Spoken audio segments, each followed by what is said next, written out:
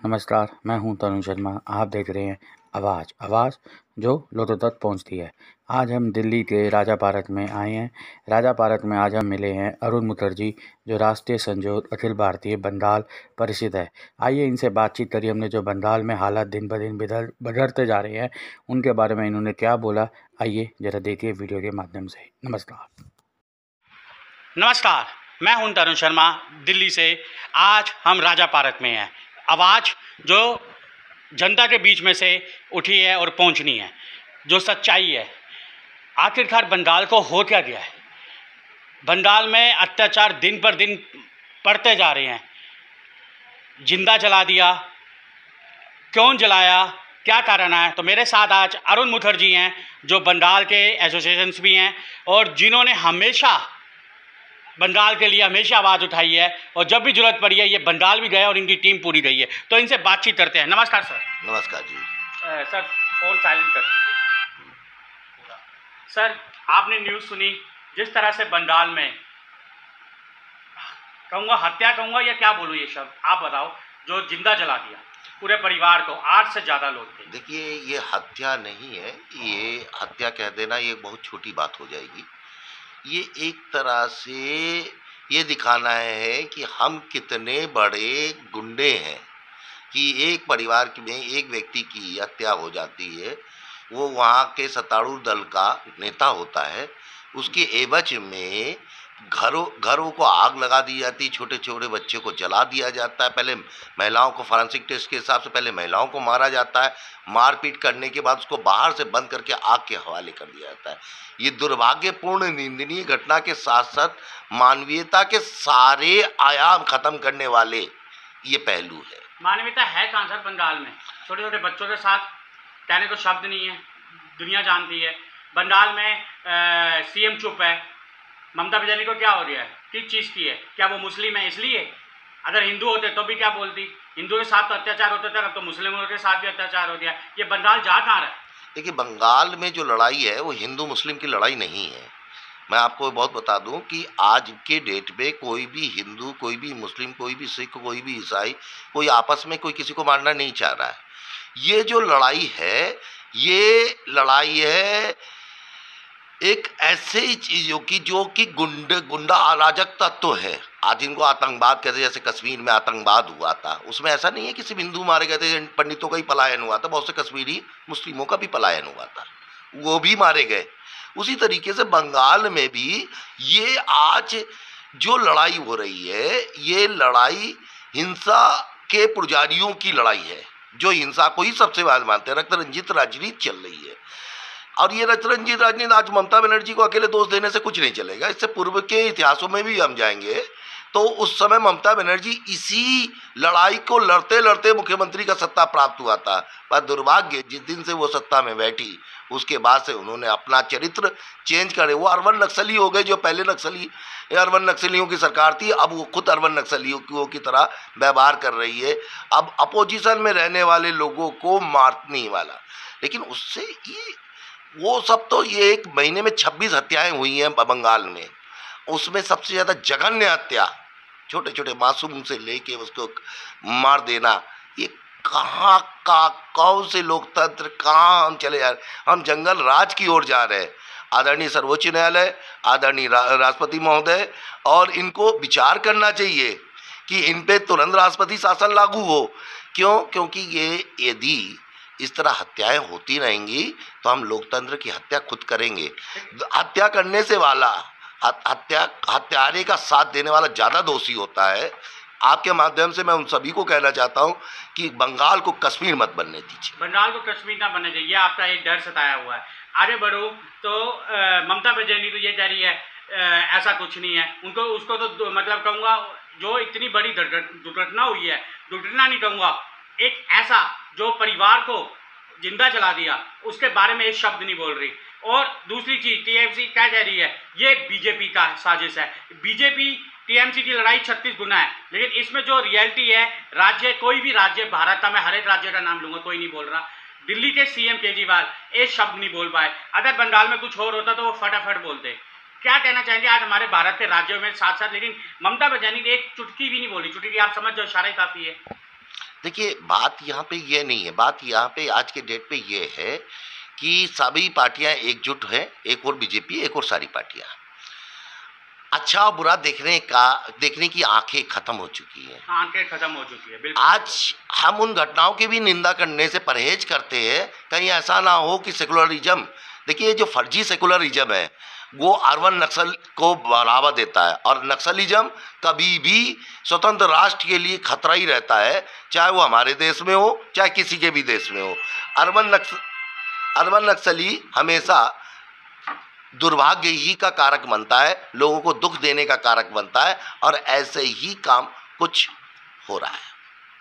PM Modi जिस तरह से आपने बताया था कि बंगाल में ध्यान दे, क्या लगता है सर, स्पीच भी बोली है, क्या लगता है कि आने वाले टाइम पे वहाँ पर कुछ चेंज मिलेगा, कोई ये ऐसी जो सांस पे सांस ले, जो डर, जो खौफ है, जो अभी भी है, वो हटे? क्या लगता है आपको?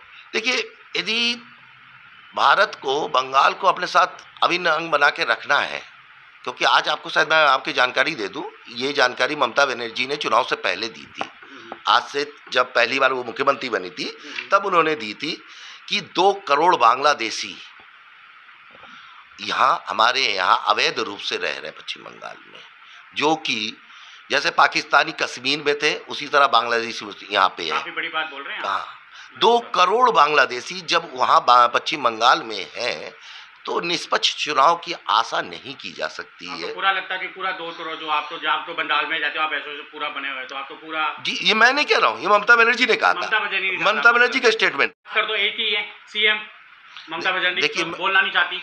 देखिए, मैं सीएम ममता बनर्जी की अकेले इस पे दोषी नहीं है, पहली बार आपको बहुत अच्छा। सीएम तो है ना सर? हाँ, सीएम है, आज के डेट पे दोषी बोलना चाहिए, लेकिन आज के डेट पे अकेले दोषी वो नहीं है सर। अकेले दोषी नहीं, मेरी बात सुनिए, आपने बोला नहीं, मेरी एक बात सुनिए। देश में जब 1946 में नौखाली कांड हुआ था, तब उस समय के तात्कालिक नेताओं ने कुछ नहीं बोला था। देश में 1972 में जब बांग्लादेश का कांड हुआ था, तब सेकुलर पार्टियों ने कुछ नहीं किया। आज भी वही सेकुलर पार्टी, चरित्र तो सेम ही रहेगा ना। रक्त रंजित राजनीति की जो बंगाल की राजनीति है, जो रक्त रंजित राजनीति है, वो चरित्र तो सेम रहेगा ना। तो वो बांग्लादेश से हम कट के पश्चिम बंगाल में छोटा सा हिस्सा है, उस पे आए। आज भी आपके पास समय है उस बंगाल को भी बचा लेने का, नहीं तो जो चिकन पॉइंट है वो बंगाल के अंदर ही पड़ता है, कल ख़त्म हो जाएगा। तो आप उसके लिए, उसके बाद जब बंगाल फाइल बना के कुछ फ़ायदा नहीं होगा। अभी है, अभी सजग हो जाइए और समय रहते उस पर कार्रवाई हो। अमानवीय कृत्य करने वाला कोई भी व्यक्ति हो, उसको सजा मिले, मैं यही चाहता हूँ। तो पूरा आदेश दिया हुआ है। देखिए, कोर्ट अपना काम करता है। इस देश का सबसे अच्छी बात यह है कि हमारे देश की अभी न्यायपालिका पे लोगों का विश्वास है, रहेगा, क्योंकि एक न्यायपालिका ही है। मैंने क्या कहा, कुछ भी कह ले कोर्ट के लिए, लेकिन आज अंत में सीयू कोर्ट ही कहते हैं, क्योंकि उनको लगता है कि कोर्ट पे ही सही हमें न्याय मिल सकता है। सही बोला। और आज के डेट पे भी हमारा कोर्ट ही ऐसा है जो हमें संरक्षण देता है।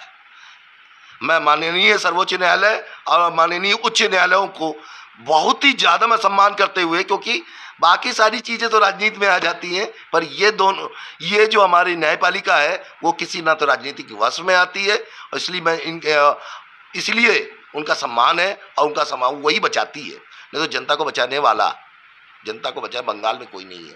बंगाल में सिर्फ हाई कोर्ट और सुप्रीम कोर्ट ही है जो जनता को बचा रही है। केंद्र सरकार इसमें एक्शन नहीं ले रही जब तक हो रहा है। सुप्रीम कोर्ट तो अपना काम कर ही रही है, लेकिन एसोसिएशन भी लगना चाहिए जिससे मिलिट्री को आप जिस तरह से। देखिए, केंद्र सरकार की एक सीमा है, केंद्र सरकार उस सीमा को तोड़ नहीं सकती। राज्य और सेंट्रल के बीच में एक सीमाएं बनी थी आज़ादी से पहले, संवैधानिक है, और हर बात पे हम जानते हैं कि 356 केंद्र सरकार नहीं लगा सकती है। यदि ऐसा ही होगा तो हमारा कांग्रेस में कोई अंतर नहीं रह जाएगा। भाजपा कांग्रेस में भारतीय जनता पार्टी की सरकार है, तो अपनी मनमानी बोलेंगे। ये कांग्रेस की सरकार नहीं है कि जिसको भी हटा दिया राष्ट्रपति शासन लागू। ये भारतीय जनता पार्टी की सरकार है। मैं ये जरूर कहूँगा कि इस राष्ट्रवादी सरकार होने के कारण ये इन सब चीज़ों से नहीं कर सकती, क्योंकि इसको संविधान पूरा मानती है। देश की संविधान को मानना भगवान की पूजा करने से के ज़्यादा जरूरी है, और देश के संविधान को मानना ही चाहिए। पर जो लोग संविधान नहीं मान रहे, संविधान के जो लोग कर्णधाता है जो कर्ण उनको उनसे अनुरोध है ऐसा संविधान में संशोधन करे कि उनके साथ ऐसा डर पैदा हो कि बलात्कारी बलात्कार करने से पहले डरे, लोग जिंदा जलाने से पहले 10 बार लोग जिंदा जलाने से पहले डरे, मासूमों के साथ हो रहे क्राइम पर जड़े। उसके लिए केंद्र सदन में बैठे हुए उन सभी माननीयों को प्रयास करना चाहिए कि जिनको कानून बनाने भेजा गया, कानून तोड़ने नहीं, वो ऐसा कानून बनाए कि लोगों के मन में डर बैठे।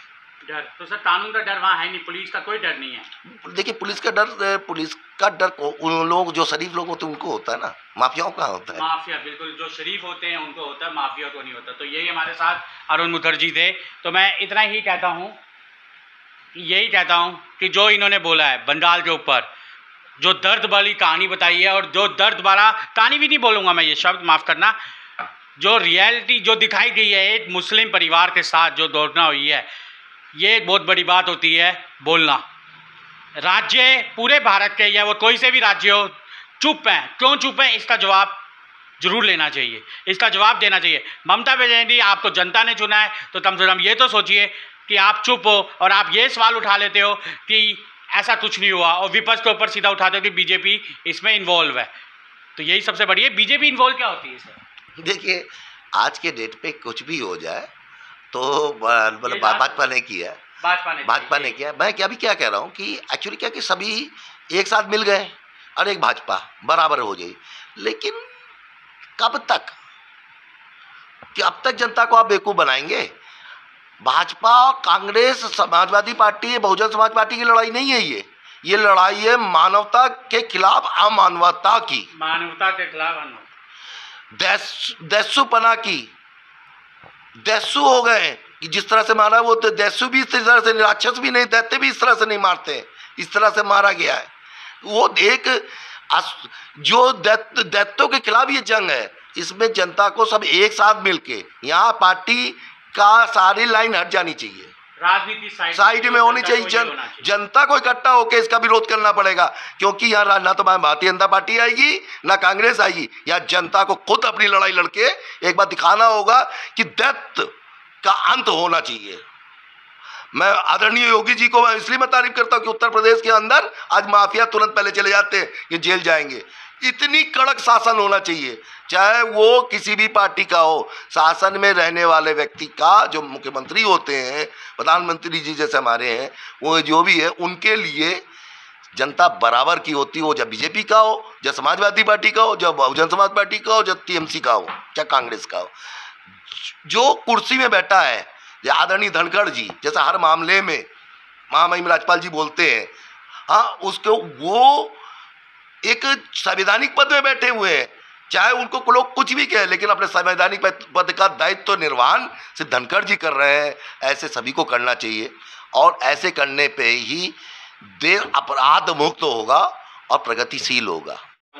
कि मैं वो वीडियो नहीं दिखा सकता कि जिस तरह से जलाई गई है, जिस तरह से छोटे छोटे बच्चे, मैं शब्द नहीं बोल सकता, और मैं आपको ट्विटर में लिख के भी नहीं दिखा सकता, तो हैशटैग में बना हुआ है, जिस तरह से लोग दिखाई दे रहे हैं। क्यों? क्योंकि हृदय होता है ना, वो भी रो पड़ेगा। छोटे छोटे बच्चों को उठाया कैसे गया है, ये एक सच्चाई है। कैसा लगता है सर, सीएम वहां का ममता बनर्जी एक सेकंड के लिए नहीं बोल पाई? देखिए उसका कारण है, पहले तो मैं आपको एक बताइए, इस देश की एक सबसे बड़ा दुर्भाग्य ये है कि यहाँ फर्जी सेकुलरिज्म है।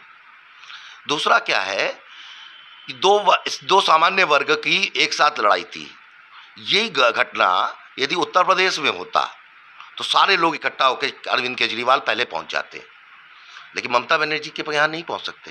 कांग्रेस बच के कह रही है, लेकिन बच के कह रही है। अधीर रंजन राय चौधरी, अधीर रंजन जी की कोई सुन नहीं रहा है। प्रणब मुखर्जी जैसे शख्सियत नेता हमारे बीच में नहीं रहे, इसका सचमुच बहुत बड़ा खामियाजा बंगाल को भुगतना पड़ रहा है। और उससे भी बड़ी घटना ये है कि सारे मानवीय इतने हम अमानवीय हो गए राजनीति के पद में बने रहने के लिए, इतने अमानवीय हो गए कि हम सही को सही और गलत को गलत नहीं कह पा रहे।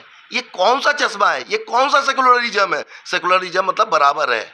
और क्या हम इस बार तो दो वर्ग मरे हैं, इस तरह क्या नहीं कितने वर्ग बार बार मरे हैं, अलग अलग वर्गों के मरे हैं, लेकिन एक क्या जो भी मरा है, काटने से हिंदू का खून भी लाल आता है, मुस्लिम का खून भी लाल। बहुत बढ़िया बात बोली है।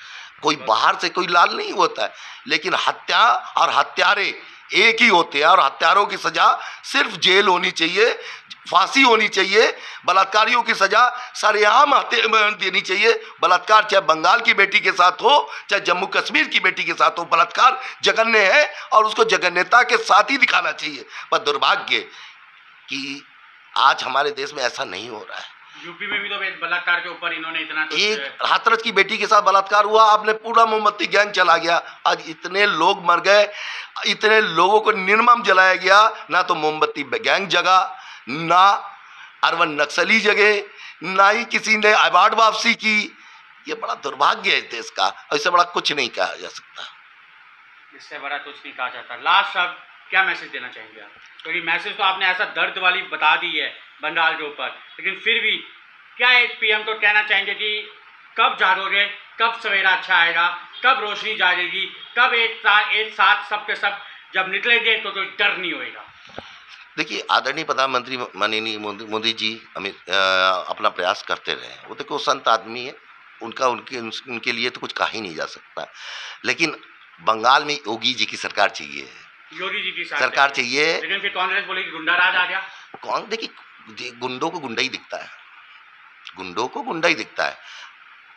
मेरा कहना है कि चाहे कांग्रेस हो, चाहे टीएमसी हो, चाहे बहुजन समाज पार्टी हो, चाहे समाजवादी पार्टी हो, चाहे भारतीय जनता पार्टी हो, यदि किसी बेटी के साथ बलात्कार हुआ है तो सबको खड़ा होना चाहिए। किसी के साथ जघन्य हत्या हुई है तो उसमें सबको खड़ा होना चाहिए। वहाँ पे राजनीतिक चीज़ें नहीं है, यहाँ राजनीतिक बातें नहीं करना चाहिए। यहाँ सिर्फ एक चीज़ करना चाहिए कि अपराधी अपराधी है और अपराधी को सज़ा मिलनी ही चाहिए। अपराधी के सजा, और ऐसा कुछ होना चाहिए इस सिस्टम में कि अपराध करने से पहले, बलात्कार करने से पहले बलात्कारी इतना डर जाए, उसके मन में इतना टेरर हो कि मेरे साथ बहुत बड़ा होगा। हत्या करने से पहले उस हत्यारे के दिमाग में होना चाहिए कि मुझको इस संविधान के अंतर्गत जो छूट मिली हुई है वो छूट नहीं मिलेगी। हत्या करने के बाद सीधा उसको जेल या फांसी तुरंत मिले। सालों साल जो घटनाएं चलती है, पहले हम निचली अदालत में जाते, फिर उच्च अदालत में जाते, सर्वोच्च अदालत में जाते, और होते होते होते होते एक दिन वो उसकी अवस्था विरुद्ध हो जाती है और फिर वो तब उसकी जेल होती है, फांसी होती है, कुछ होती है। कानून को भी इस लचर व्यवस्था से बाहर आना चाहिए। मैं देश का संविधान, माननीय सर्वोच्च न्यायालय चूँकि पालक है, इसका सरकार से भी ज़्यादा पालक है हमारा सर्वोच्च न्यायालय। जब हम कहीं से भी अधिकार खत्म कर देते, चाहे हम कोर्ट को कुछ भी कहें, लेकिन हम लोग CU कोर्ट कहते हैं कि कोर्ट में हम देख लेंगे, तो मैं माननीय सर्वोच्च न्यायालय जी से अपील करूंगा कि वो ही देखें। क्योंकि सरकारें आती रहेंगी जाती रहेंगी, पर देश जिस उस कंडीशन में जा रहा है, जिस तरह से बंगाल में हो रहा है, जिस तरीके जम्मू कश्मीर में हो रहा है, इस तरीके जिस तरह केरल में हो रहा है, इस तरीके की चीज़ों को तुरंत रोकथाम लगे। राजनीतिक अपनी जगह है, राजनीति अपनी जगह, लेकिन हत्या, बलात्कार और जघन्य अपराध अपराध है, और अपराध केस करने वाला व्यक्ति राजनीतिक और सामाजिक जगह नहीं हो सकती जो सामाजिक और राजनीतिक लोगों ने अपना बना लिया। आप देखेंगे, मैं एक जगह पढ़ रहा था कि इस देश में सांसद हो विधायक आपराधिक मुकदमे बहुत लगे हुए हैं, लेकिन उसमें से 90% फर्जी भी लगे होते हैं, क्योंकि मैं जानता हूँ कि कुछ भी कहीं लग जाए, ठीक है ना। लेकिन जो अपराधी हैं उनको संसदीय चुनाव में लड़ने से बहिष्कार कर दिया जाए। कि आजम खां विधानसभा का चुनाव लड़ गए, अपराधी थे। मुख्तार अंसारी लड़ सकते हैं। इस पे बैन लगे कि जब तक कि वो बाइज्जत बरी ना हो जाए तब तक उसको चुनाव ना लड़ने दिया जाए। लास्ट शब्द, कांग्रेस तो हमेशा एक ही चीज़ बोलती है, हिंदू मुस्लिम। जब से 2014 से बीजेपी की सरकार बनी है, जो भी काम करो या कुछ भी हो, बीजेपी ने कराया है। हर पार्टी बीजेपी के ऊपर ही। मुस्लिम भी अगर जलता है तो उनको पहले हिंदू नज़र नहीं आएगा, वो कहेंगे भैया ये तो बीजेपी ने कराया। ऐसे शब्द जो कहने की जरूरत नहीं है, लेकिन बयान आप खुद ही देते हो सोशल मीडिया में। लास्ट शब्द सिर्फ इसके बारे में बताइए, इनके बारे में क्या कहना चाहिए, क्योंकि हर बार हिंदू मुस्लिम को लिया जा रहा है, इसलिए इसके पीछे बहुत बड़ी साजिश हो जाती है। बदनाम कोई भी हो, लेकिन संदेश गलत जाता है। देखिए, मैं बड़ा एक आज अटपटा सा बात कर रहा हूँ, संगठन की सारी लीग से हट के बात कर रहा हूँ मैं, ठीक है ना, क्योंकि ये बात बिल्कुल आप ना आज हिंदू में ज़्यादा बोल रहे हैं ना, तो आप सबको एक साथ। आज सबसे पहले हम क्या हैं? हम मानव है, मानव से पहले तो हम है नहीं। जब मानवीयता खत्म हो जाए, कुछ पार्टी से 20% लोगों को आगे, 18% लोगों को आगे लेके चलना चाहती है, क्योंकि उनको जानती है कि वो उनको पढ़ा लिखा इसलिए नहीं बनाया। कांग्रेस की सरकार में अल्पसंख्यकों के लिए कुछ भी नहीं किया गया। यदि उनको पढ़ाया लिखाया गया था, उनको बराबर से बराबर की हिस्सेदारी, उनको दिखाया गया कि तुमको हम बहुत ऊंचा रख रहे हैं, तुम्हारे लिए हम ये कर रहे हैं, उनके लिए कुछ नहीं किया गया। अल्पसंख्यकों के हित के लिए इस सरकार ने बहुत से कदम उठाए, लोगों को एजुकेशन भी दिया, एजुकेशन देना भी चाह रहे हैं। और एजुकेशन, जब समाज का हर व्यक्ति एजुकेटेड होगा तो ना तो दंगे होंगे, ना हिंदू मुस्लिम होगा।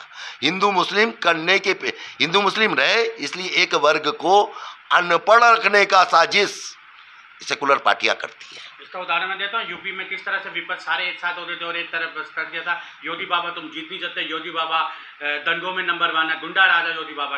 लेकिन जनता ने क्या जवाब दिया? देखिए, जनता तो जानती थी ना। मैं आपको बताऊं, उत्तर प्रदेश चुनाव में मुस्लिम महिलाओं ने भी भारतीय जनता पार्टी को वोट दिया। कारण कि आज के डेट पे सबसे बड़ा डर क्या है, मेरी छोटी सी बच्ची है, मैं डरता हूं कहीं ऐसा ना हो बाहर जाए, उसके साथ क्या गलत हो जाए। क्राइम के ऊपर बहुत काम किया, नोएडा में भी काफी जनों ने और आप क्राइम पे काम यहाँ पे नहीं हो रहा। यहाँ पे कल मैं अरविंद केजरीवाल जी की सुन रहा था, कश्मीरी हिंदू पे उन्होंने कहा ये नहीं होना चाहिए, वो कौन पैसा कमा के ले जा रहा है, ये है वो है। शर्म आनी चाहिए उनको कि कम से कम आप टैक्स फ्री ना करो तो कम से कम किसी की मजाक तो ना उड़ाओ। आप कश्मीरी हिंदुओं की मजाक उड़ा रहे हो, शर्म करो आप। और कब तक ये काला चश्मा पहने रहोगे देश, और तब जब तक आप काला चश्मा पहने रहोगे, आप मैं विश्वास मानिए भारत में आपकी सरकार कभी नहीं बनने वाली। भारत में आपकी सरकार, आप दिल्ली और पंजाब में सरकार बना के आप ये सोचते हैं कि पूरे भारत में बन जाएंगे, कभी नहीं बनेंगे। क्यों? क्योंकि जब तक आपको दोनों को बराबर में लेके चलना पड़ेगा। केजरीवाल जी से लोगों का बहुत ज़्यादा उम्मीद थी, बहुत ही ज़्यादा उम्मीद थी, और उम्मीद है भी, मैं ये भी नहीं कहूँगा नहीं है, तो जीते हैं। उम्मीद है कि वो कम से कम भारतीय जनता पार्टी के बाद हिंदुओं के लिए बोलने वाली एक दूसरी पार्टी होगी। मैं ये नहीं कह रहा कि सिर्फ हिंदू के लिए बोलिए, लेकिन हिंदू मुस्लिम सिख ईसाई किसी के साथ भी अत्याचार हो तो बोलिए। पर ये गलत बात है कि हाथरस की बेटी के लिए आप लड़ाई लड़ो और बंगाल की बेटी को आप अनदेखा करो क्योंकि वहाँ आपकी समर्थित दीदी की सरकार है। ये गलत बात है और ये सभी पार्टियों पर लागू है। इससे तो सबसे बड़ी चीज़ आप केजरीवाल से संजय सिंह को बोलो, जो फटाफट पहुंच गया था हाथरस के पास। संजय सिंह बंगाल में ना एक शब्द बोल पाया। देखिए, संजय सिंह को मैं नेता ही नहीं मानता। आप नेता ही नहीं मानते तो क्या मानते हैं? मैं उनको नेता नहीं मानता, उत्तर प्रदेश का रहने वाला हूँ। मैं संजय सिंह के विषय में बहुत अच्छी तरह जानता हूँ। मैं संजय सिंह जी को नेता नहीं मानता। नेता मैं केजरीवाल जी को मानता हूँ, नेता मैं मनीष सिसोदिया जी को मानता हूँ। हाँ, वो नेता है। आपने मेरी जवाब नहीं दिया कि आपने संजय सिंह को क्या मानते हो। देखिए, वो सार्वजनिक मीडिया के रूप में बात नहीं है। तो आपने जो क्वेश्चन पूछा उसका तो मैं जवाब पूछ रहा हूँ, मीडिया का तो है नहीं। मीडिया तो लोग देख रहे हैं, जनता देख रही है, जनता को क्या आप जवाब दोगे? क्वेश्चन तो आपका यहाँ पर आ रहा है ना। संजय सिंह जी को मैं कोई ऐसा कोई भी योगी बाबा को लोग गुंडा बोलते हैं, क्या क्या बोल देते हैं। देखिए, आप संजय सिंह को क्या बोलते हैं? देखिए, मैं ऐसे अमर्यादित शब्द नहीं बोल सकता क्योंकि वो हमारे राज्यसभा के सदस्य हैं। वो बोल सकते हैं लेकिन मैं नहीं बोल सकता। आप क्या मानते हो फिर? कोई तो मैं उनको नेता नहीं मानता हूँ। आप नेता ही नहीं मानते, मतलब आप उनको केजरीवाल की टीम का हिस्सा नहीं मानते, उनको आपके नेता नहीं मानते। देखिए, हर नेता के पास बहुत से चमचे और वो होते हैं, चमचागिरी है। हाँ, चमचे होते हैं, गुंडे होते हैं, माफिया होते हैं, सब होते हैं। नेता के पास कोई भी आ सकता है, लेकिन केजरीवाल जी नेता है, मनीष सिसोदिया जी नेता है। तो संजय जी चमचे हैं आपकी नजर में? मैं इस पे कोई शब्द नहीं बोलूंगा। आप मतलब शब्द नहीं बोलना चाहते? मैं इस पे कोई नहीं, कि मैं संजय सिंह को नेता नहीं मानता। आप नेता नहीं मानते? तो यही है अरुण मुखर्जी जो संजय सिंह को बिल्कुल नेता नहीं मानते। क्या मानते हैं? इन्होंने खुद भी अपनी तरफ से शब्द बोलने की हमारे इसमें बहसबाजी भी हुई, लेकिन उन्होंने अभी तक कोई जवाब नहीं दिया। तो यही है लास्ट शब्द बंगाल के ऊपर जिस तरह से आपने बोला, तो आप ये मानते हैं कि बंगाल में अगर जल्दी से जल्दी मिलिट्री नहीं आती तो आने वाले समय पे और अत्याचार हो सकते हैं? देखिए, मैं फिर से मैं चिता रहा हूँ, बांग्लादेश का आपको डर कश्मीर का छाया जाए। डर इसलिए क्योंकि आपने जिस तरह से शब्द बोले हैं, बात कश्मीर पंडित की, बात मुस्लिम की, किसी की नहीं है, बात है डर की। क्योंकि डर होना भी चाहिए क्योंकि हालत दिन ब दिन बढ़ते जा रहे हैं। बंगाल में जो मुट्ठी बननी चाहिए, बंगाली भाषा में कुछ शब्द। हमारे बंगाल में सबसे पहले सकुल के रविन्द्रनाथ टैगोर जी की एक था, यदि तो डाक सुने क्यों ना हंसे तबे एकला चलो रे।